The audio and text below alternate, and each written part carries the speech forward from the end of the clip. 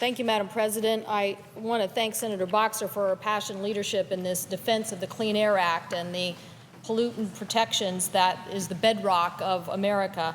And I appreciate her yielding me time to speak in opposition to this measure. Madam President, I don't think any of my colleagues would disagree that the Clean Air Act has been one of the most effective environmental laws that we've ever passed in our nation, and it has literally saved the lives of thousands of children who have suffered terribly. The economic benefits of this act are immense, and the Clean Air Act has been credited with turning around a dire acid rain situation that threatened the natural heritage of all of New England. The critically important 1970 amendments that were a bipartisan bill are improvements that are really called the Muskie Act, in honor of a key role that the former Senator of Maine, Ed Muskie, played in putting this legislation together. And it was, of course, a Republican president, Richard Nixon, who signed that into law. The next major revisions came 20 years later, and those improvements cracked down on acid rain and lead in our gasoline supply. But now we're talking about how to use the Clean Air Act, not necessarily to protect future American generations, but somehow to undermine it. We are actually debating whether to overturn the science-based determination that greenhouse gases pose a threat to the public health and welfare and to the current generation of future Americans.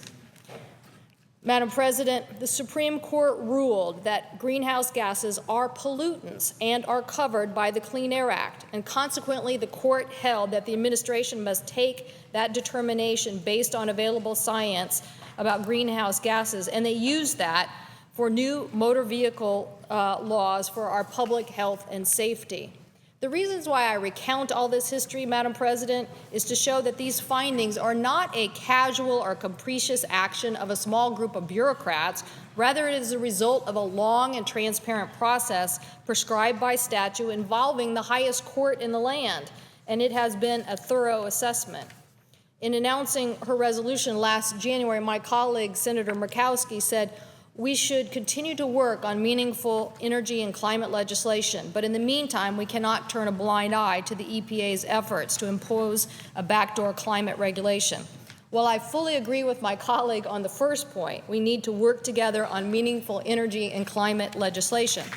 I have to say that I disagree on the second point about the backdoor regulation. Congress may have in these legislation not specifically anticipated greenhouse gas emissions when the Clean Air Act was originally passed, but the same can be said of many pollutants. Indeed, when the original Clean Air Act became law in 1970, only 5 pollutants were initially listed. Since then, dozens of additional pollutants have been listed, and the air we breathe is better for it. This is not an example of an agency overreaching. It is the way the Clean Air Act was designed to work. The drafters of this act never claimed that they could predict all of the pollutants that might someday fall under their jurisdiction. That is why we established a framework and the public process that could be used to regulate any pollutants that science ultimately identified as the threat to public health and welfare. Today, 40 years later, we have come to the point where thousands of scientists working with the federal agencies and around the world, of course, of decades on the serious risks with emissions of greenhouse gases. Given the scientific findings and given the responsibilities that the courts have set under the Clean Air Act, the administration has statutory responsibility to act. And not only that, a legal mandate from the Supreme Court of the United States. For Congress now to undermine this process— Senator's time has expired. I'd ask for an additional 15 seconds, Madam President. Without objection. Madam President, for Congress now to undermine that process would be to undermine the Clean Air Act itself, the sanctity of science-based policy. It would be a very bad precedent, and it would be a threat to our children and to our environment that we want them to grow up in.